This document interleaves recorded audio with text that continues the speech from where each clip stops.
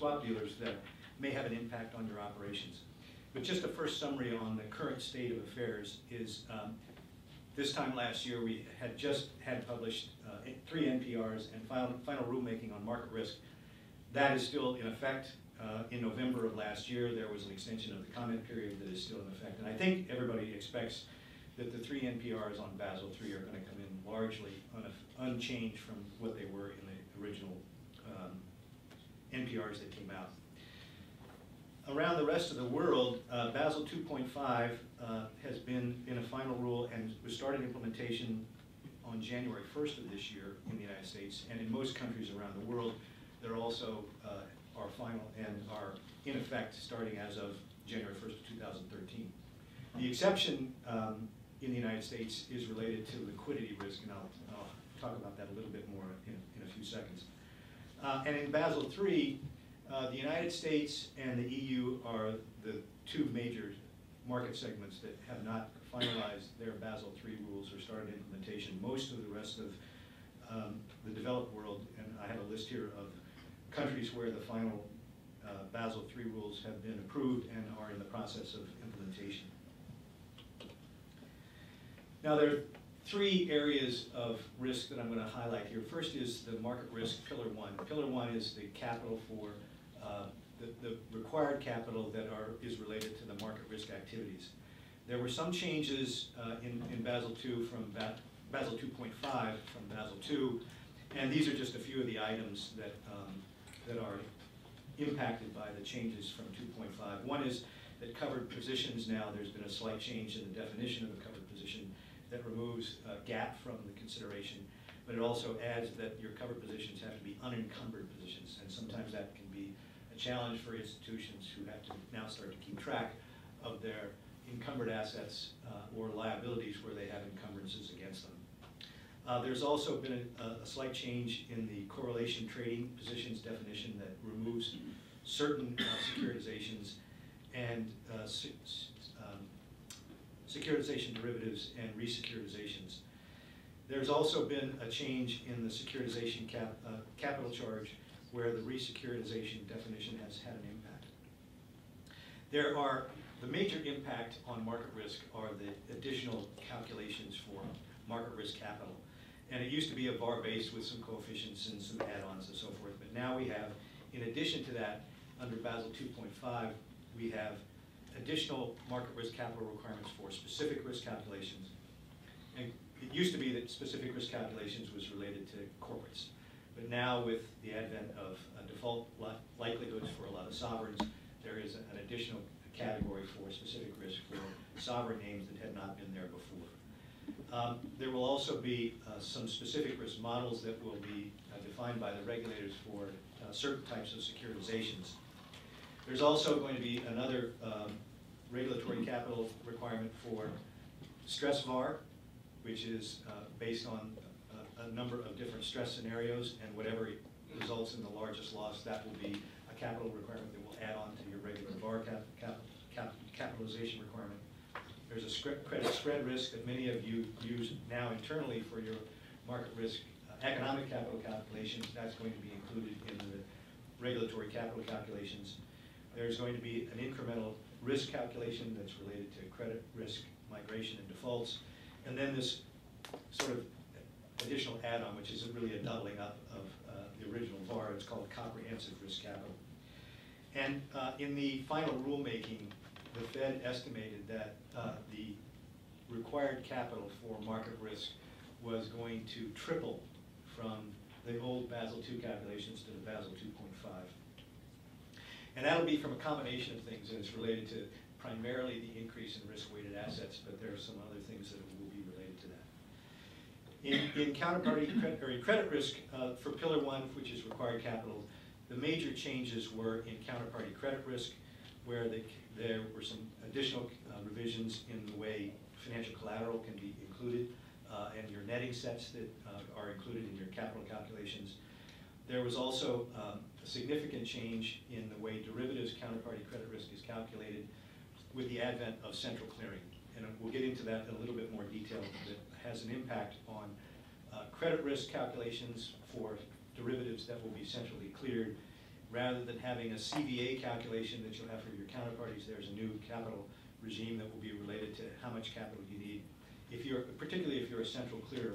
If you're not a central clearer, then you'll have margin requirements that will be what you have to secure for your own derivatives calculations, and then you'll have a credit risk calculation to the central counterparty that will be much lower than the counterparty that you would have had to the third party that is now going to settle with the central clearing entity. There's an additional measure for calculation of credit risk that addresses wrong way risk. Most of you financial institutions right now have been living with wrong way risk calculations for your best practices, and many of you won't even have this, but some of the institutions that will have some legacy exposures that have wrong way risk. There will be some additional capital calculations for those. A couple of other minor changes in the credit risk capital. Money market funds used to have a 7% risk weight.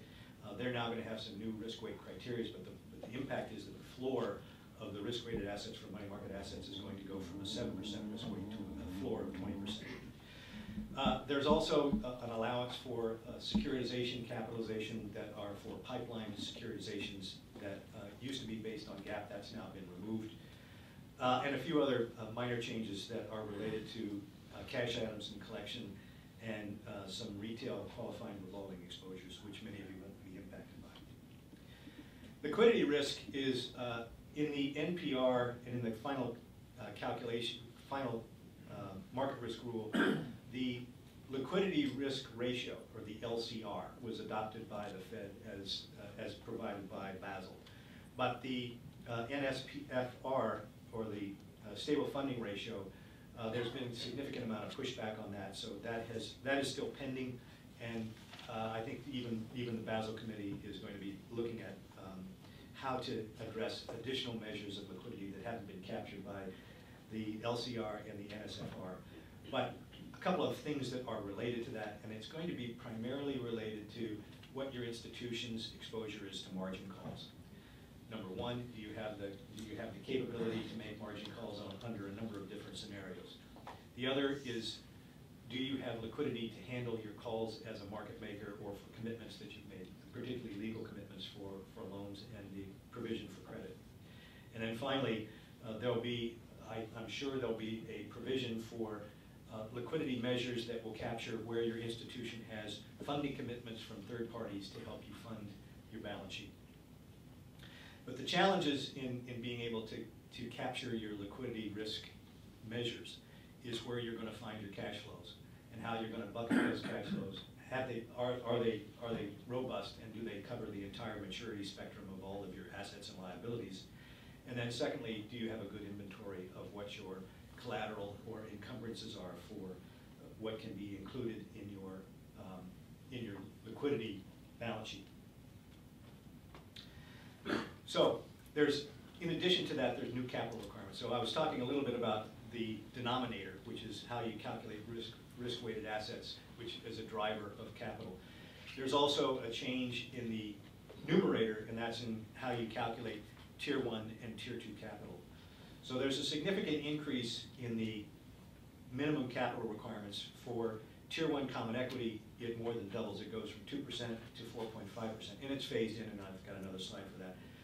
The total Tier 1 capital goes from 4% to 6%. Then there's an additional 2.5% economic capital buffer that will be that you'll need to maintain if your institution wants to have complete flexibility on your capital distributions, that is mainly dividends.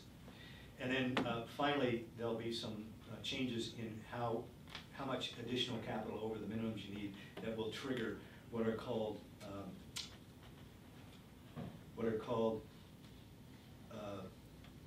supplemental leverage or corrective action that you have to take with your institution. There's some additional changes on what kind of deductions you take from Tier 1 capital. There are some things that will be removed from how you calculate Tier 1 capital. But essentially, what you have is a phase-in of capital requirements that I'll have another slide that gives you a brief summary of how much people are expecting the numerator to increase, that is, how much capital is going to actually be required, and how much in risk-weighted assets are these new rules going to have an impact. But you can see that the phase-in of these calculations start in 2013, even though the NPR is not in final rule. I think a lot of people are starting to believe that they will start as of January 1st of 2013, and they go through 2019. One thing that hasn't been included yet, too, and that is, while there will be a SIFI designation, that is the significant financial institutions that will be designated, there will be an additional capital requirement for those institutions that is still very much in the discussion phases, but will be coming down the pipe. Now, swap dealers. Swap dealers are a new thing for many organizations, and it has to do with how over-the-counter derivatives are now going to be centrally cleared. So the CFTC and the SEC have come up with non-bank definitions for what constitutes a swap dealer. They've also defined what the capital requirements and margin requirements will be for the over-the-counter derivatives that will be centrally cleared. But essentially what they're saying for the non-bank swap dealers is the same definition for the prudential supervisors for the banks. If you hold yourself out to be a swap dealer, you're going to be designated a swap dealer, and then there's certain classification of over-the-counter derivatives that will be designated as centrally clearing. Now, offsetting, or in addition to that, in addition to the swap dealer or a swap dealer being on one side of an OTC derivative, on the other side of that OTC derivatives must be what's called a major swap participant. And the CFTC and the SEC and the prudential supervisors have all aligned with what constitutes a major swap participant. And the thresholds for that are how much in outstanding notional amounts are related to certain types of over-the-counter derivatives. There are equity or securities-based derivatives that has one threshold number that is basically for interest rate and currency and commodity derivatives. And it's between 2 and 4 billion for current exposure, and I think for the potential future exposure, it's double that amount for each of the securities-based and non-securities-based swaps outstanding. So it captures a lot of organizations for what now will have to put up margin. And the significant part of this is the margin requirements that come with this are going to be significant. And the margin requirements are the initial margin, and then there's maintenance margin. Every counterparty that you have and every institution that enters into a swap will have to post initial margin with the central clearing entity that they don't have to do right now. And that means that the substitution of credit risk is going to be replaced with liquidity risk, because that collateral has got to come from somewhere. So you need to make sure, your institutions are going to need to make sure that they have the liquid capital in order to meet the initial margin. And the initial margin is designed to not go anywhere. It's not supposed to be redistributed or re-hypothecated, or it's supposed to go into a segmented account that's not going anywhere. And then maintenance margin is to cover your daily mark-to-markets.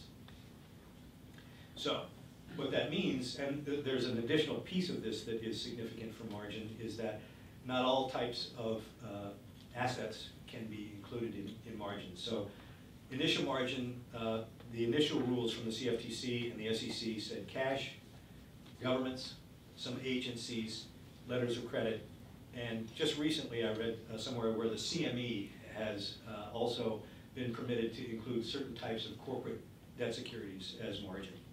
Now what that means is if your counterparty has margin that they could post but it doesn't qualify for margin, that gives your institution an opportunity to convert their non-eligible margin into eligible margin, which means an additional repo type of business.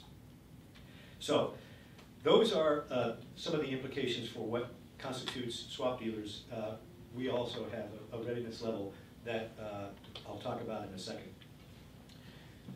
The impact of Basel III is we're going to see a significant increase in risk-weighted assets. There was a study recently published by a European banking organization that said that banks in Europe, and there was about 44 of them that had capital of over 3 billion euros, we're going to see a 16% increase in their risk-weighted assets. In addition to that, so that's an increase in the denominator. The numerator, which also, the level has to go up, but what counts as capital is going down. There have been a number of studies, and in the June 2012 study for Europe, the estimation was for Tier 1 common equity, there was a shortfall of about 112 billion, and for total capital, a shortfall of 349 billion.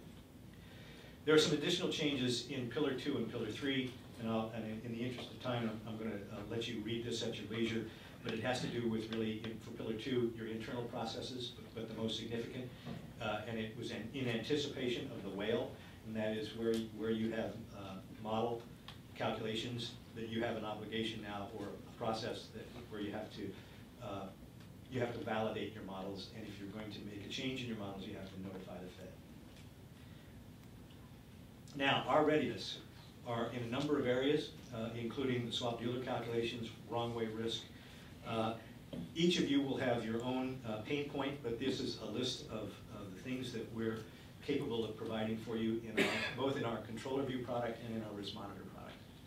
So, I'm going to end with humor instead of beginning with humor, and I'm going to recycle a little story, and that's related to, you know, we talk about risk and risk management, and we talk about technology, and we talk a lot about process.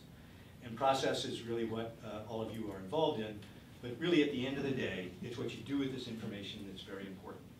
And so you'll see a lot of case studies on, you know, what people do with this information is really good. I have 3 case studies of things that you'll never hear.